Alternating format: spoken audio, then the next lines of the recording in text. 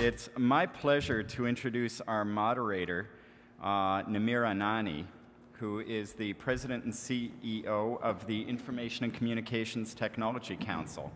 As such, he's the chief strategist and driving force in bringing ICTC's world-class center of expertise and services, kind of bridging industry, education, and government, enabling Canada's advancement as a leader in innovation, productivity, and the global economy. Before he went to ICTC, Namir led policy development and research at the CRTC. That's where we first met, but he has also held several executive leadership roles in the private and public sectors, including Department of Canadian Heritage, CGI, Nortel, Novartis. I want to welcome back Namir and his panel looking at the digitization of Canada's economy. Thank you, Mark. Thank you, Michael, for yet another exciting and engaging conference. It's certainly my pleasure to be here today and to engage and discuss with distinguished panelists on a subject of interest to all of us, and that is the digitization of Canada's economy in an increasingly global and competitive environment. And especially as we open up our doors internationally, we enhance our trade policies with other countries. And I think it's fair to say that technology is now the primary driver for economic growth and social well-being. However, there is sufficient body of evidence out there, including ones from the research that we do at my organization, that the large majority of Canada's industry, and specifically the small medium enterprises, are not adopting technology, and specifically advanced capabilities that were talked about in the last couple of days, the Internet of Everything, that unleashing the e-commerce, the inventory control, the supply chain logistics will take the productivity factor in a whole new dimension. In fact, according to our own calculations for my organization, that leveraging the mobile arena in that sort of advanced capability will, a 1% in labor productivity improvement as a result of that will yield $2.5 billion to the Canadian economy. That's a figure to rally behind. So what is it that we need to do to enhance our standing against peer countries in an environment that's increasingly being called, or an era that's being called the digital renaissance? So the arguments are far and reaching. Some would argue that we need investments. Without investment, we can't adopt technologies. Others would say, well, it's our policies. If we don't have the right trade policies, we don't have the right taxation, that will not happen. Others would say it's about knowledge, skill, and talent. We have to start it early. So today is a rare opportunity for all of us to dialogue with a distinguished panelists on a subject of interest and to try to connect the dots and weave the storyline with the aim of coming out with a solution base at the end of the day. So how will this play out? I will start by introducing, just at a high level, the panelists. There's more information on their bio in the program. After that, I will ask each one of them, I'll give them approximately 5 minutes to contextualize their point of view on what should we do as a country to help us position ourselves in this arena. Following that, I will be asking questions from each one of them and then open it for them to ask questions of each other and open it to the floor after that.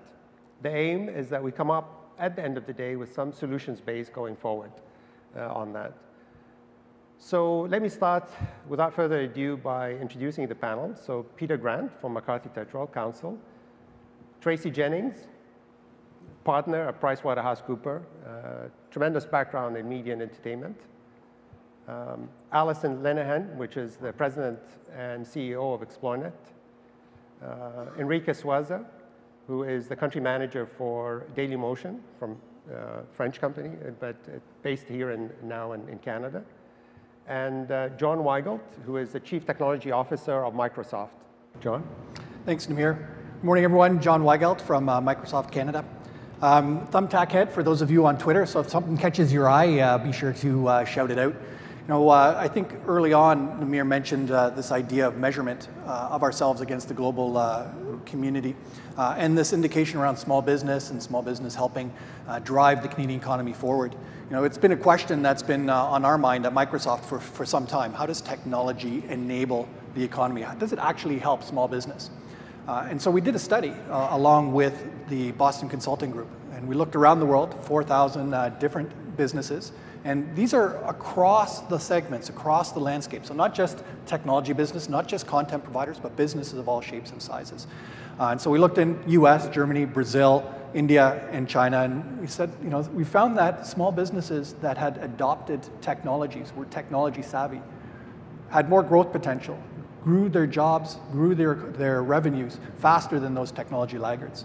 And we predicted out that there's a potential for $770 billion of increased revenues worldwide through the adoption of technology, some 6.2 million jobs that were hanging in the balance as organizations move forward in adopting technologies. Now that's important when you look at small business in Canada. Throw out some stats for small business in Canada. Over 99% of business in Canada is small business, less than 499 people. 7.7 million Canadians are employed in small business. It contributes between 25 and 41% to Canada's GDP.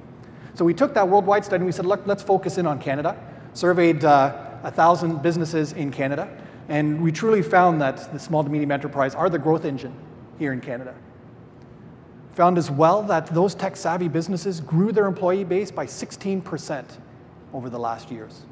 And that's compared to the tech laggards at 2%, which was really, really interesting. Now, if we look at the landscape of surveys, we find that Canadian business adopts technology at a far slower rate to our US counterparts.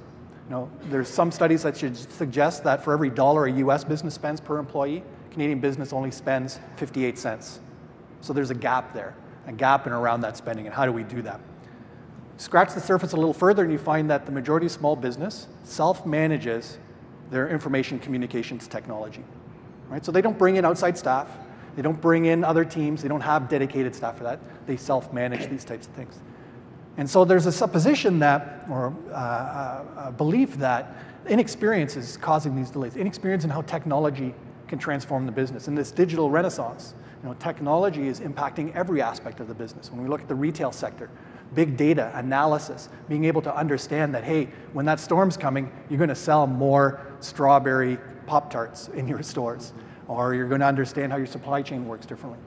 So it's important that we work to allow small business, to help small business understand how technology can transform their business. And we see some great opportunities there as we move forward. So what do we do in this regard? One is we need to help educate and skill our small business. The small business owners, entrepreneurs, and the youth coming up. We need to provide them the digital skills and have appreciation of how those skills will transform their business. Investment in technology has a positive return on investment. And so we need to bring that across. We need to remove the barriers. It was mentioned the Canada Digital 150. I've been following this since 2010 with the initial consultations on the digital economy. And it's funny when I go out to audiences and ask people from diverse backgrounds, have you heard about the consultations on the digital economy? A lot of people don't put up their hands. And it's because it's unfamiliar to them, and they've already categorized the digital economy as a certain amount of things. They think it's games, they think it's telecom, they think it's content, and they keep it right out of the business side. And so the one positive thing that we can say about the Canada Digital 150, or I always get it wrong, Digital Canada 150, is they're looking across enterprises. So they've called out that, hey, there's a transformation. It's not our digital economy, it's our economy reimagined digitally. So it brings together all segments, all sectors to understand that. So one of the things that we can do is remove some of those barriers for business, access to infrastructure, provide more affordability, privacy and security, make that business case, the skills development. But we really need to go hard on defining and describing to businesses of all shapes how this is going to impact them. Other countries, other businesses around the world stand prepared to drink our milkshake using the internet.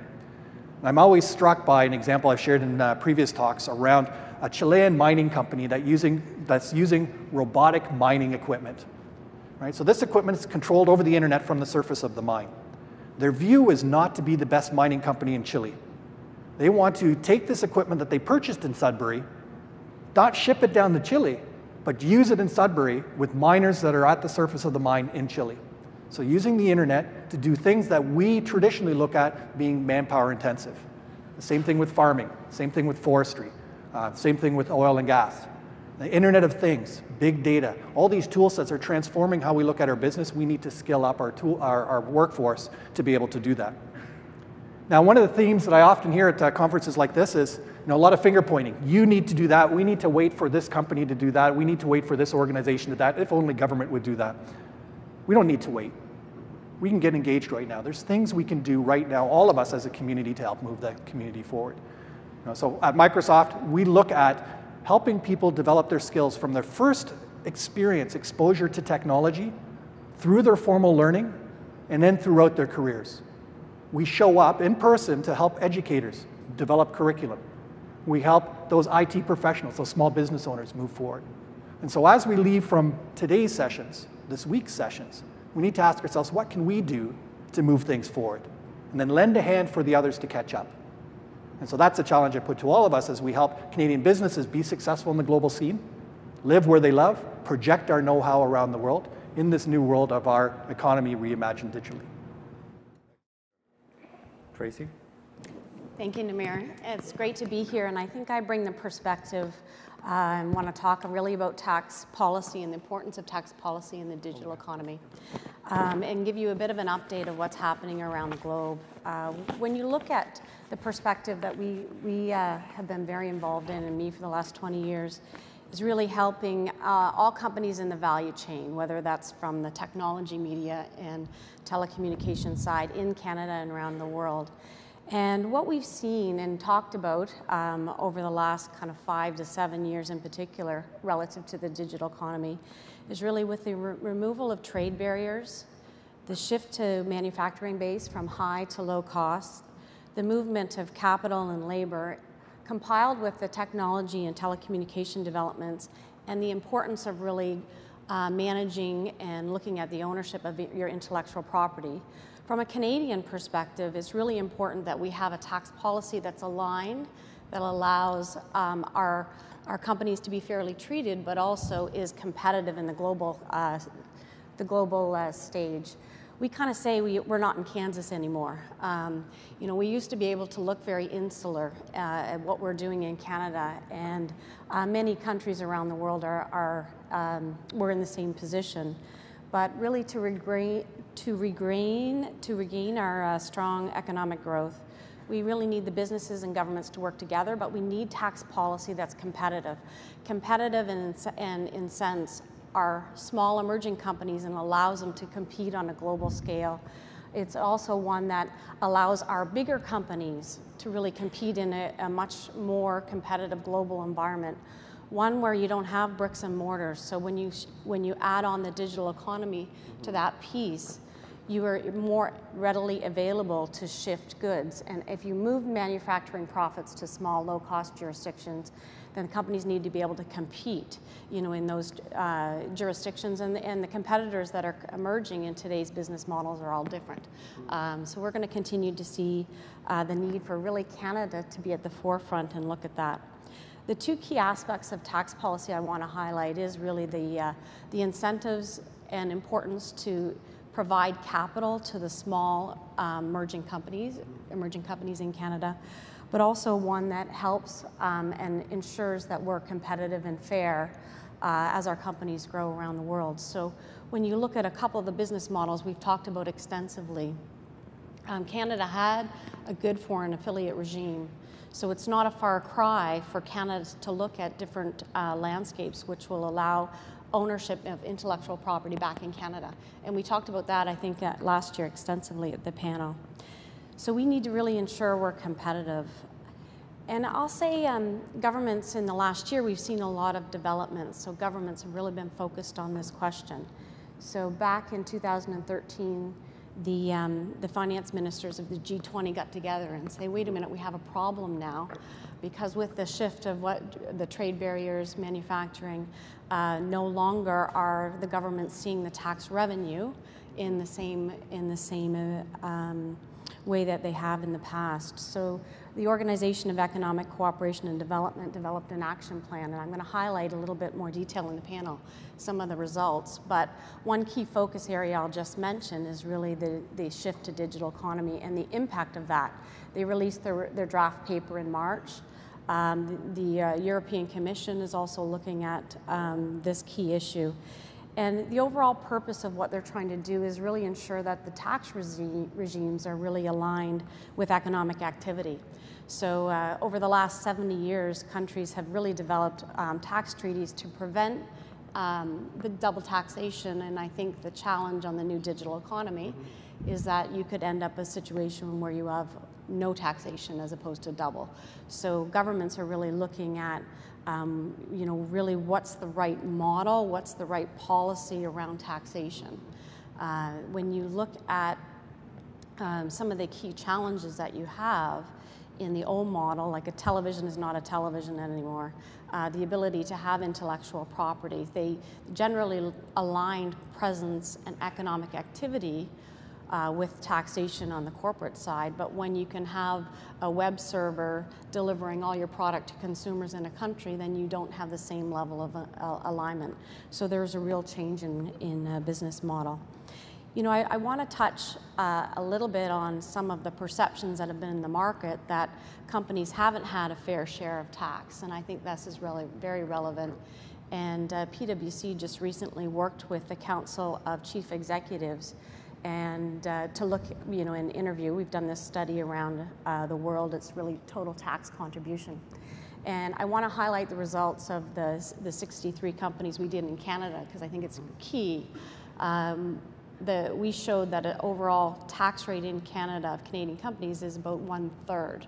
So for every dollar of corporate tax, you have another dollar of indirect taxes that companies are bearing, and another 60 cents that goes for other payments to government. So I want to make sure that the landscape and the perception of what's happening in the economy and the need for it is done in the right context. So companies are paying significant taxes in Canada, so the government does need a regime that's very competitive. So I'm going to highlight a little bit more, in relative to some of the OECD commentaries in the digital economy. My name is Allison Lenehan. I'm the president of Xplornet Communications. Xplornet, just a little bit advertising as to who we are. Xplornet is Canada's leading rural broadband service provider. What we focus on is connecting rural Canadians to what matters most, whether that be a consumer or a business. When it comes to the digital economy, we see the power of what can occur to someone getting on the internet for the first time. If you've ever been around a household where that's occurred, it's a very inspiring situation. Whether that's an older person connecting to their grandchildren across the country, it's a very moving moment. From a business point of view, we practice what we preach.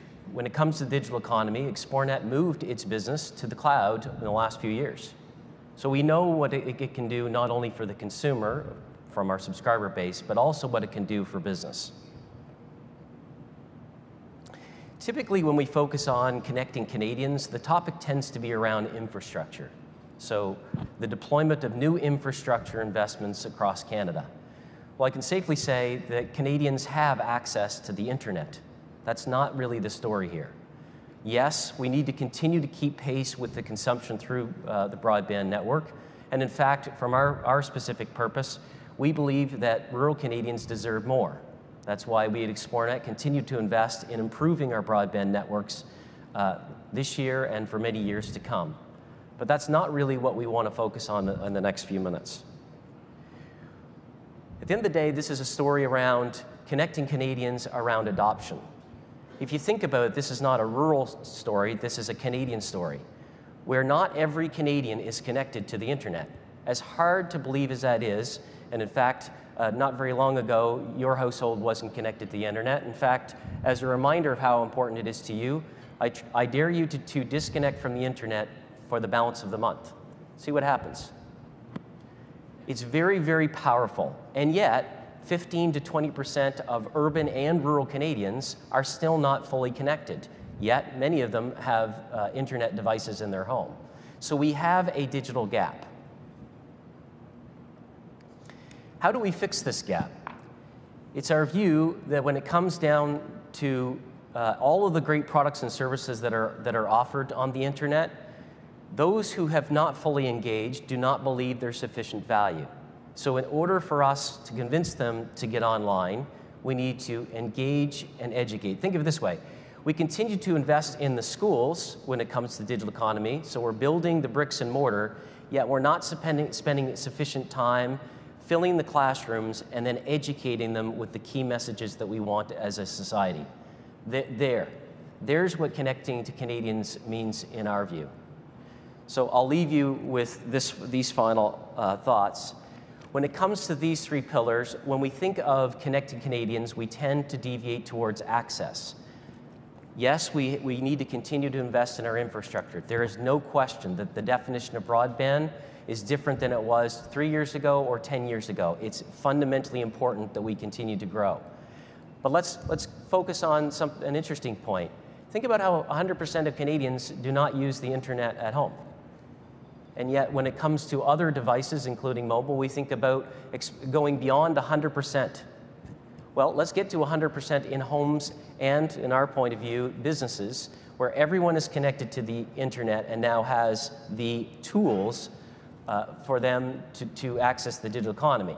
But that's really the first step. The balance of the panel for me will focus on what's next.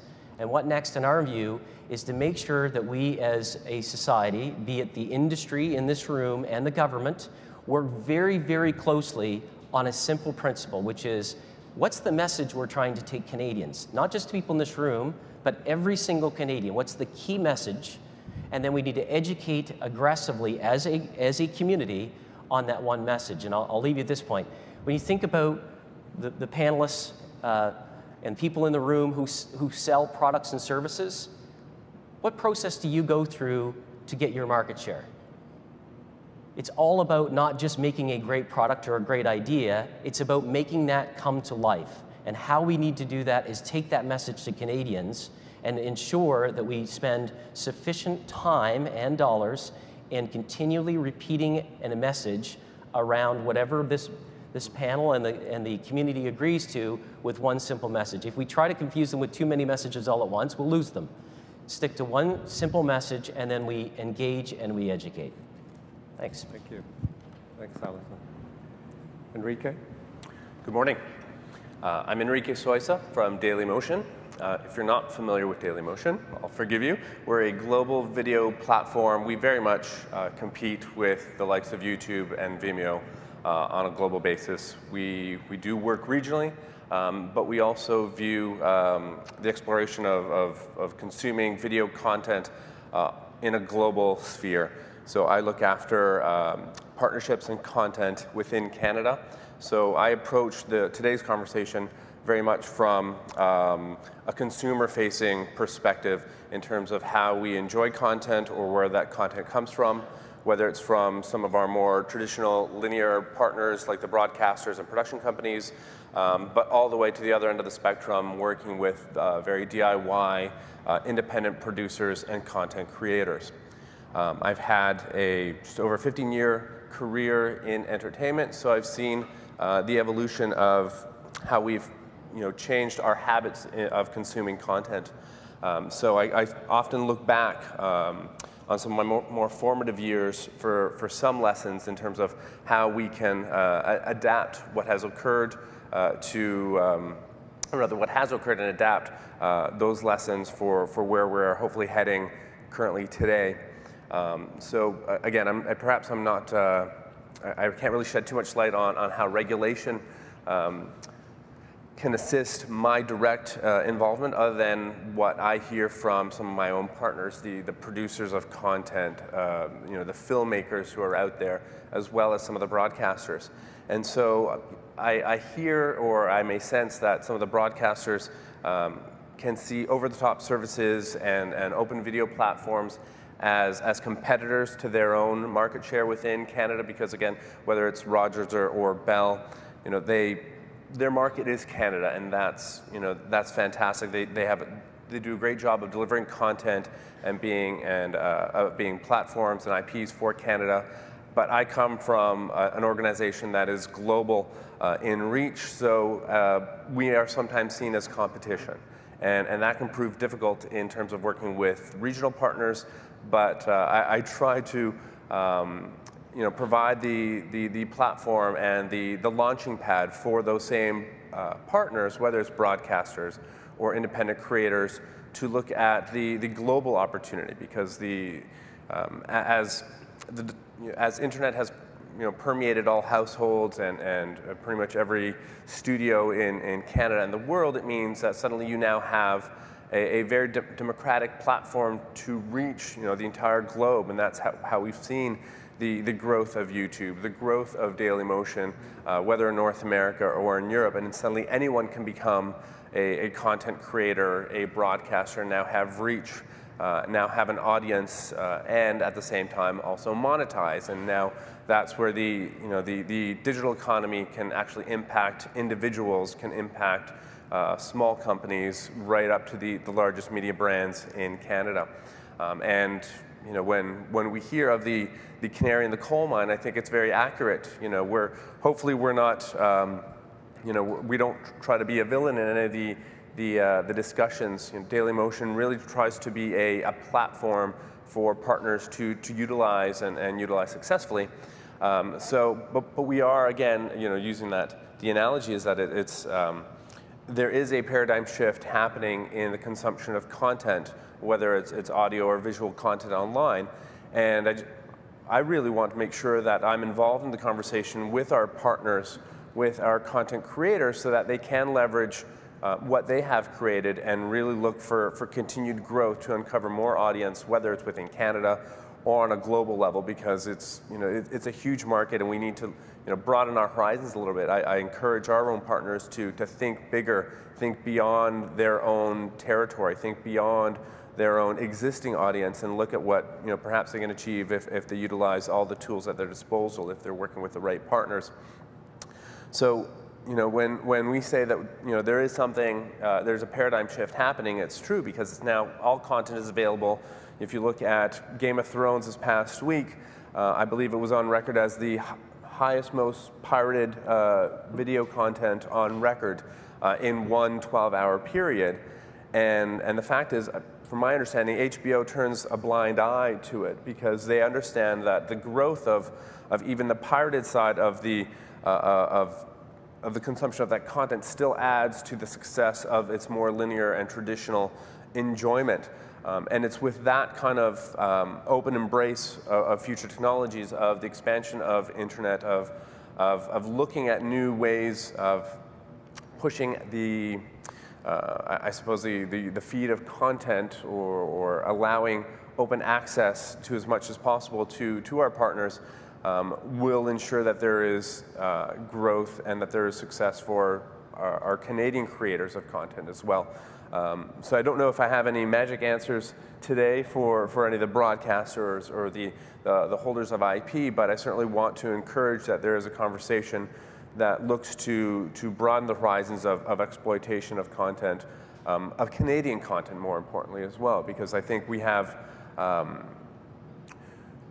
great platforms in Canada, we have great technology at our resources, and we have great funding models, and we've had a history for over 30 years of funding Canadian content, made in Canada content, so we can one, embrace it within our own territory, but at the same time look at exploiting globally as well. And we've seen an expansion of Canadian content going out beyond our borders and being successful. So I'm encouraged where we are today, and I just hope that we can continue to really push ourselves to keep an open mind about how we go about taking next steps and supporting all partners, whether it's broadcasters or the independent production companies, right up to the biggest technology companies. I think we all have a voice in that conversation. Excellent, thanks. 5 minutes. Well, thank you, Namir. I'm going to focus on 2 government initiatives that relate to our digital agenda. And the first initiative is the Comprehensive Economic and Trade Agreement with the European Union. And as you all know, the final text is still being negotiated, but there's now agreement on all the key points. And as an adjunct professor at both the Schulich School of Business and the UT Faculty of Law, I'm going to award marks to the government on these 2 initiatives. And for the CETA deal, I would give the current government a mark of A+. It's a major economic milestone for Canada. Gains of up to $12 billion a year are impressive, and duty-free access for 98% of Canadian goods to a market of 500 million people is a big deal. And there's some strategic benefits as well. By completing an agreement with the European Union, before the United States, Canada has first mover advantage. It's likely that the US-EU agreement, which is coming next, would utilize the Canadian agreement as a template, so Canada can have some assurance that the US-EU negotiations will not stray too far from our interests. Now, the changes under the CETA agreement with the EU are still a few years off. Once the agreement is fully ratified by the governments on all sides, the Canadian provinces, the EU member states, it then goes through a legal scrub and translation into GASP 20 languages. So 2 years is a conservative estimate for this process. So in 2 years, this could open up a great opportunity for small and medium Canadian businesses. But will they be ready for it? And that's the tricky question. Because many of the goods and services that we will want to sell into Europe have a digital aspect, whether in production, distribution, or especially in marketing. When it comes to marketing in particular, our companies need to be competitive in terms of their knowledge and use of social media, and they have to be prepared for what I would call digital disruption. If you look at the cultural industries, an area I know well, think of music, books, film, TV. Their business models are all being upset with digital forms of distribution and marketing. But I see those industries as being the canary in the mine for many other products and services. And just as the cultural industries have to rethink their business models, so too must other small and medium-sized companies over time if they want to succeed. So CETA may give our companies a big opportunity in Europe, but unless those companies are able to keep up with the constant changes to their business plans, they won't succeed. And that brings me to the second government initiative I want to talk about, namely the publication of Digital Canada 150 last April. This was the long-awaited digital strategy for the government, and here I'm forced to give the government a mark of only B-. In one sense, the government needs to be congratulated for finally getting this document out after 4 years of study and for recognizing the importance of digital issues. But the document is disappointing in a number of areas. The strategy largely ignores areas like telework, telehealth, and education. It sets out relatively few targets or measurable goals, and nor does it link its digital policies with its international trade agenda. There's really no effort in that strategy document to link trade agreements with a strategy to bring Canadian business online to market and sell to a global marketplace. And this is an area you might have expected to see some attention, given the government's admirable focus on new trade agreements with Europe and later the Pacific Rim. So I'm disappointed with this omission. As I've said, with a widening international marketplace, I think our companies have to be even better prepared for digital disruption. And as a simple starting point, I'd be interested to see a greater focus on digital business models in our post-secondary education. That's an area where there's been some recent progress at the university level, but not nearly enough. Thank you. Thank you, Peter.